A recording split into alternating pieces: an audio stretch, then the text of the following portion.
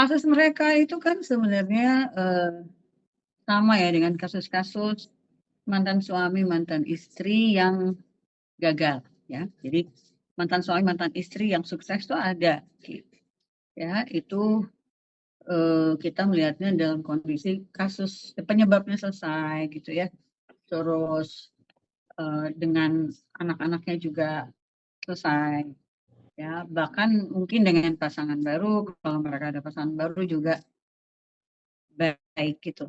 Nah, itu yang disebut dengan perceraian yang sehat itu seperti itu gitu ya. Nah, yang tidak sehat itu tentunya yang tidak seperti itu sama sekali ya, salah satunya kasus kita kali ini gitu ya kan. Karena memang penyebabnya kan ya sebagaimana rata-rata perceraian ya, kalau udah perselingkuhan pasti ada luka lah di situ. Baik buat yang perempuan maupun yang laki-laki itu sama. Nah, tapi kalau dalam kasus ini ya kita semua tahu penyebabnya kan eh, ada orang ketiga dan yang dirugikan yang perempuan kan. Nah, yang laki-laki itu tidak merasa merugikan ya, tidak merasa eh, apa menyakiti gitu ya. Ibaratnya seolah-olah ya emang gini keadaannya ya udah terima aja gitu ya kan. Nah, padahal kalau dari sisi orang ketiga, situasi perkawinan yang disodok orang ketiga itu nggak pernah bagus gitu, nggak pernah bagus ya. Dan dampaknya pasti jelek. Dampaknya pasti jelek. Nah, eh, masalahnya adalah dampak jelek ini mau dia pendek ya ininya usianya atau mau sedang atau mau panjang usianya nggak selesai-selesai gitu. Nah, itu tergantung si orangnya ya dan tergantung juga eh, pain atau rasa sakit itu seberapa dalam gitu, seberapa dalam. Nah, misalnya ada pasangan yang selain perselingkuhan juga ada KDRT. Nah, KDRT itu ada fisik, ada ekonomi, ada psikologis, ada sosial ya. Nah, dalam kasus yang kita bicarakan ini ada ada situasi yang sang ibu nggak boleh ketemu anak-anak kalau nggak salah ya. Saya masih ingat nih kasus ini gitu. Nah, itu pasti kan dalam sekali ya bagi sang ibu, tidak boleh ketemu anak-anaknya. Padahal ketika itu terjadi anak-anak masih cukup kecil ya, belum belum pada remaja.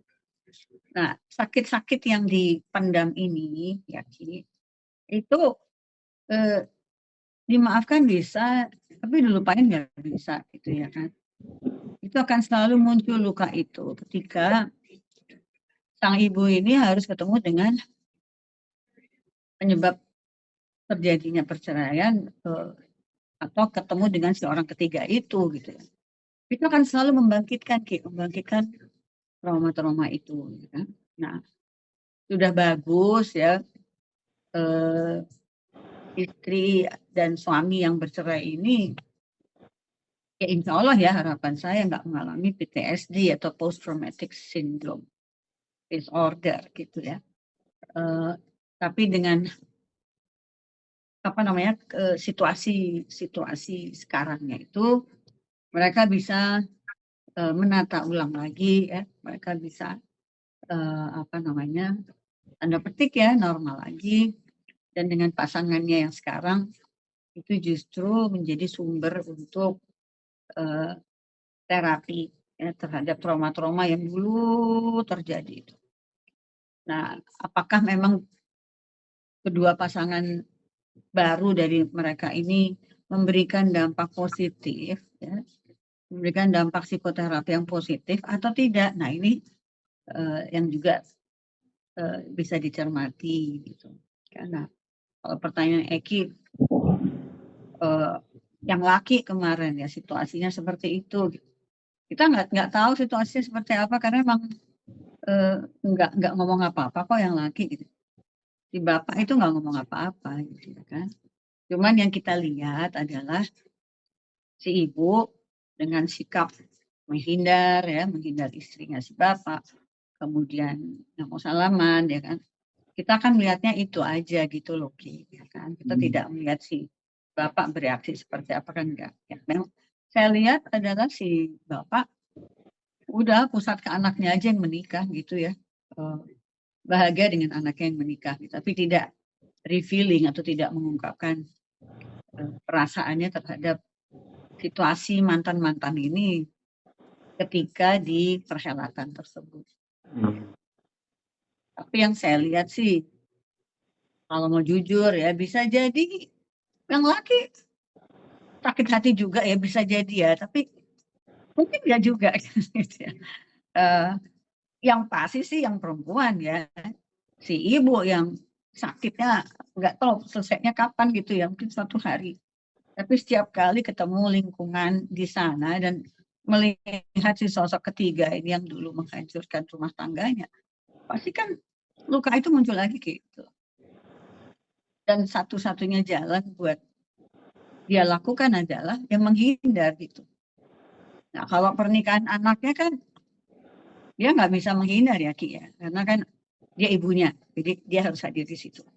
Tapi terhadap sosok yang tersebut, menurut saya sih dia punya pilihan ya, mau menyambut atau menghindar. Ya, karena saya pribadi juga anti banget orang ketiga gitu ya.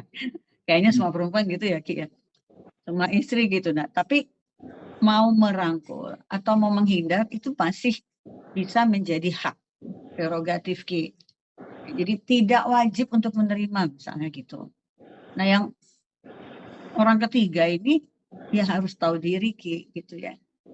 Dia harus ikhlas menerima berbagai sikap dan perlakuan mantan istri ya yang dulu tersakiti, untuk dia terima secara ikhlas gitu loh, bahwa ya saya memang harus ngalamin ini karena saya yang merusak dulu.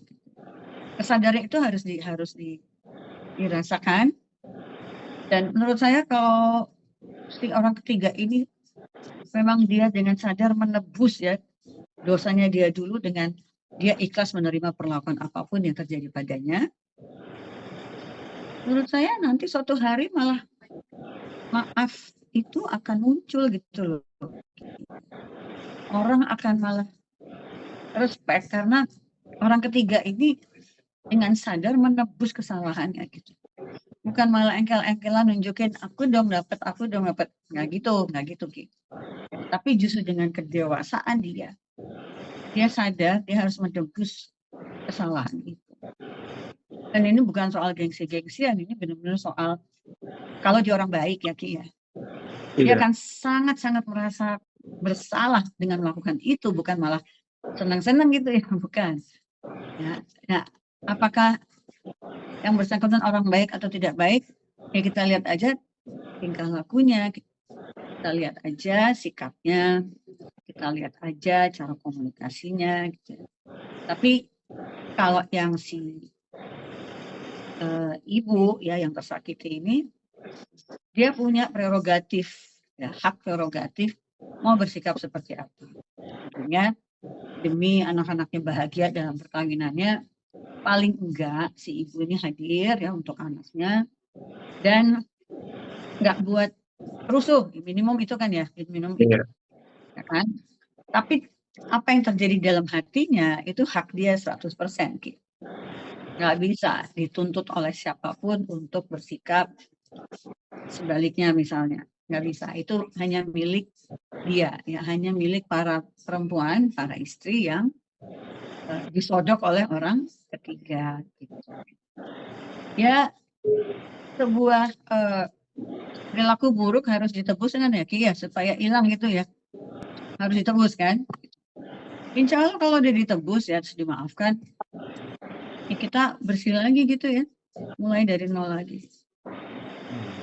Lagian siapa sih Ki orang nggak pernah salah kan? Orang kan bisa salah ya.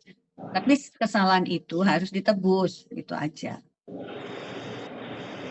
Oke, lalu Bun, belakangan kan ada percobaan membangun narasi bahwa pihak yang perempuan di masa lalu itu yang selingkuh, padahal dengan sosok petinggi dari TV swasta. Narasi itu dicoba dibangun oleh pihak laki-laki nih Bun, ceritanya kayak gitu. Mungkin itu Gimana? Gimana? Iya, Gimana? ada narasi yang berusaha dibangun pihak laki-laki Ah, against pihak perempuan. Pihak perempuan ini caranya? pihak perempuan ini dikatakan kalau dulu dia pihak perempuan ini sempat selingkuh terhadap dengan petinggi TV swasta. Nah, itu narasi yang coba dibangun oleh pihak laki-laki ini. Oh, Itu kalau dalam psikologi sih itu ya. seperti apa sih, Bun? Ya, itu kan juga mau membangun tesis yang kurang lebih sama gitu ya kan. Nah, tapi kalau kalau kita mau banding-bandingin nih Ki ya, antara selingkuh yang kemudian dinikahin dan kemudian menyebabkan perceraian dengan selingkuh yang berhenti di selingkuh ya, berhenti di pacaran aja atau di pati, tapi nggak menyebabkan pernikahan dan perceraian, kira-kira bebannya lebih berat yang mana? Nah, ini juga harus kita lihat situasinya apple to apple gitu ya. Jadi harus seimbang gitu.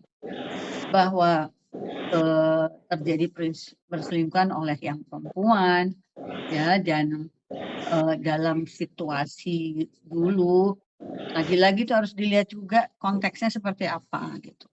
Ya, jadi kalau kita menganalisis permasalahan nggak boleh lepas dari konteks Ki.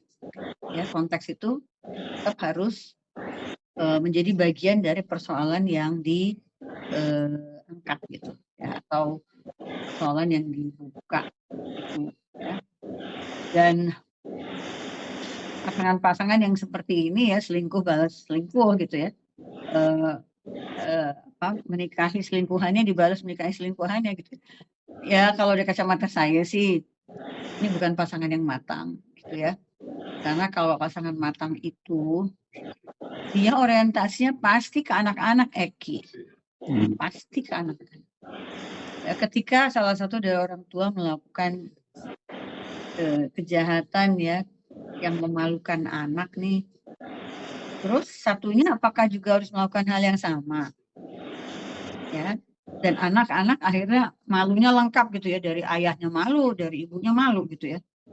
Nah, apakah anak ini tidak mendapatkan porsi yang jauh lebih penting daripada sekedar suami istri ini balas-balasan gitu loh. Ya, jadi saya tidak melihat faktor kematangan jika konteksnya memang vengeance ya, atau membalas gitu. Jadi perilaku minus dibalas dengan perilaku minus. Nah, itu nggak akan pernah matang gitu ya. Nah, kalau tuh anak-anak masih kecil pun jangan dipikir anak-anak nggak paham tentang itu. Anak-anak tuh paham dengan hubungan orang tua ya, ibu dan ayah itu panas tuh mereka tuh merasakan itu ya. Tapi kan mereka nggak bicara ya, belum tentu mereka bicara. Gitu. Jadi memang kalau sampai terjadi mau balas-balasan sakit hati ya bagi pasangan suami istri, saya tidak menganjurkan itu sama sekali demi kepentingan kesejahteraan, kemaslahatan anak-anak. Kalau masih mau merhatiin anak loh Ki ya, kalau masih mau merhatiin anak. Semua berpengaruh pada anak-anak Eki. Ya, hanya orang tua yang bodoh, orang tua yang tidak dewasa, orang tua yang kekanak-kanakan, yang tidak paham bahwa apapun yang mereka lakukan yang buruk itu akan selalu berpengaruh pada anak.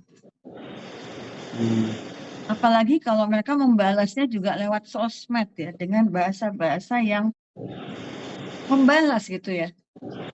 Itu berarti kan menyajikan satu gambaran yang terus-terusan keras, terus-terusan kasar, yang mereka pengen anak-anaknya lihat gitu.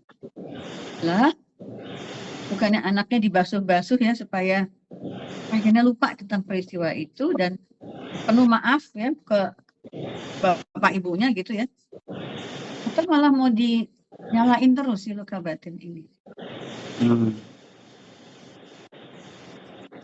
Oke, jadi Harus ada berhentinya, Ki. Ya, harus ada.